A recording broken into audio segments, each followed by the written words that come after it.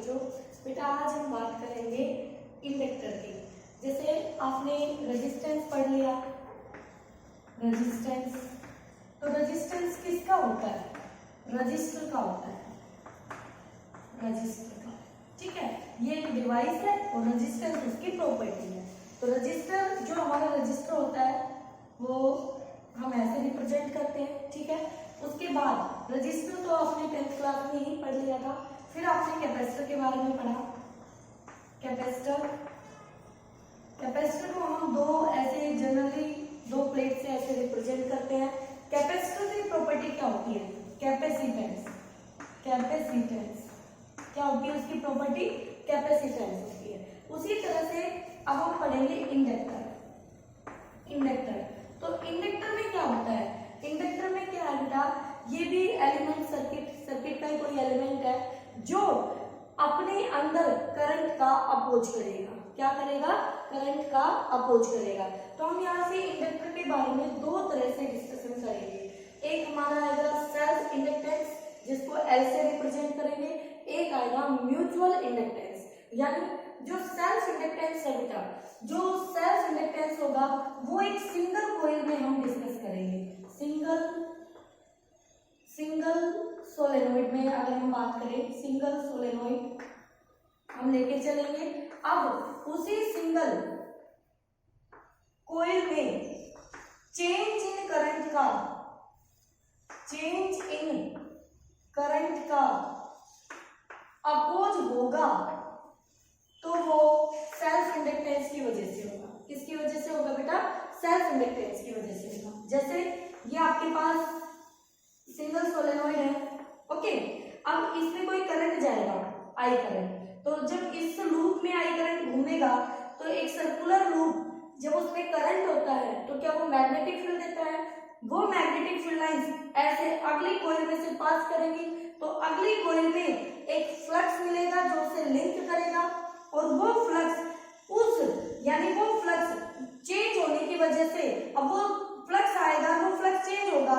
कैसे चेंज होगा? यहाँ से जब उसका मैग्नेटिक फील्ड चेंज करेगा, फ्लक्स चेंज होगा, तो फ्लक्स चेंज होगा तो इंड्यूस्ड ईएमएफ आएगा, तो उस इंड्यूस्ड ईएमएफ की वजह से इस करंट का क्या होगा बेटा? अपोज होगा।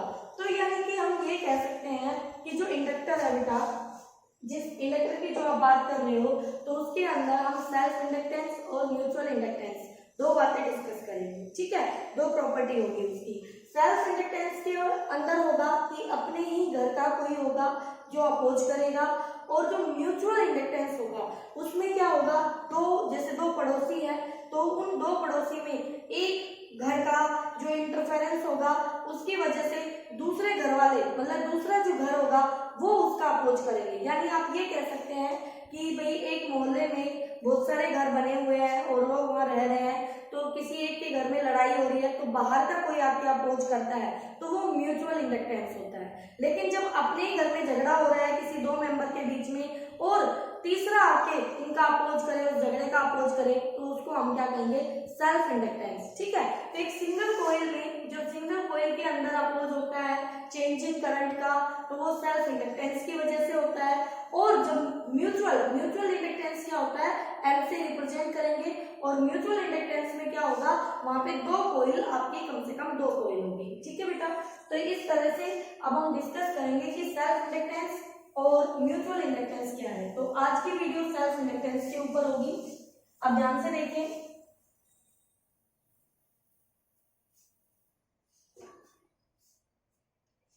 देखिए बेटा, सेल्फ इंडक्टेंस में ये सिंगल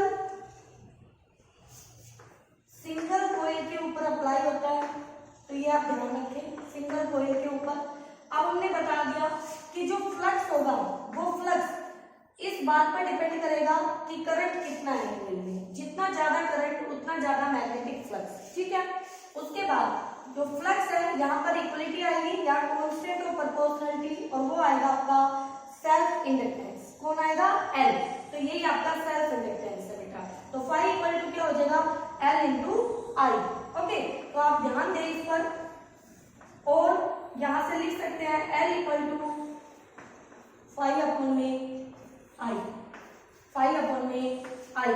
तो यहाँ से इसकी यूनिट डिस्कस करें हम, यूनिट क्या आएगी सेल्फ इंडक्टेंस की, तो वो 5 फ्लक्स की यूनिट हमने वेबर पढ़ी है, वेबर, करंट की यूनिट एम्पियर, तो वेबर पर एम्पियर हो गई बेटा, ठीक है। और दूसरा इसकी यूनिट आ जाएगी हेनरी, हेनरी, और उसको आप कैपिटल एच से रिप्रेजेंट करेंगे हेनरी, ठीक है। हेनरी साइंटिस्ट के नाम पे है हेनरी, ओके बेटा। तो यहाँ से फ्लक्स की और भी यूनिट आपको मालूम है, तो वहां से आप इंडक्टेंस की और यूनिट निकाल सकते हैं, ठीक है। तो देखिए फैराडे का सेकंड लॉ क्या कहता है, फैराडे सेकंड लॉ, फैराडे का सेकंड लॉ कहता है कि इंड्यूस ईएमएफ जो है वो change in flux minus d phi by d t के इक्वल होता है। तो दिस इंप्लाइज, अगर मैं यहाँ फाई की वैल्यू पुट करूँ तो हमारा इंड्यूस ईएमएफ हो जाएगा minus D by d T L into में आई, फाई की वैल्यू रख दी हमने, और बेटा जी एल आपका बाहर आ गया, तो ये हो गया minus D I by d T, D I by d T.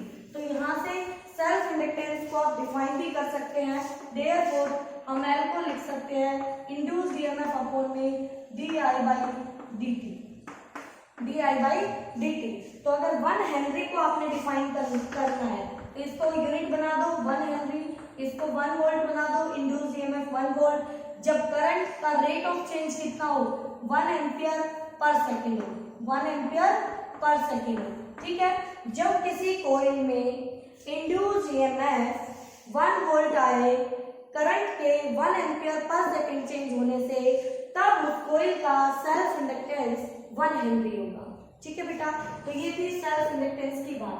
अब हम फाइंड आउट करेंगे इसका रिलेशन फॉर सिंगल सोलेनोइड, ठीक है। तो वो ध्यान से आप देखिए कि सिंगल सोलेनोइड के लिए हम सेल्फ इंडक्टेंस कैसे फाइंड आउट करेंगे।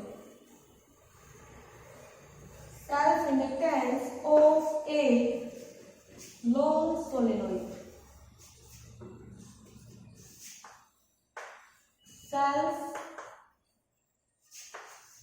Inductance of a long solenoid, ठीक है, of a long solenoid.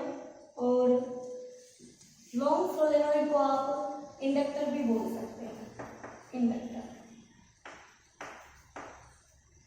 Inductor ये आपके पास लॉन्ग सोलेनोइड होता है इस तरह से।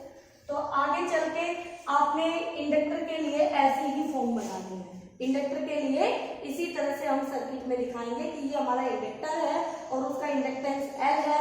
आगे चल के देखेंगे म्यूचुअल इंडक्टेंस को कैसे यूज करेंगे सर्किट में, ठीक है बेटा। जैसे आपने रजिस्टर को ऐसे बनाया था, कैपेसिटर को ऐसे बनाया था, तो अब इंडक्टर को आप ऐसे बनाएंगे, ये हमारा इंडक्टर है, ये हमारा कैपेसिटर है और ये हमारा रेजिस्टेंस है। तो ये रजिस्टर उसका रेजिस्टेंस, ये कैपेसिटर उसका कैपेसिटेंस, ये इंडक्टर उसका इंडक्टेंस।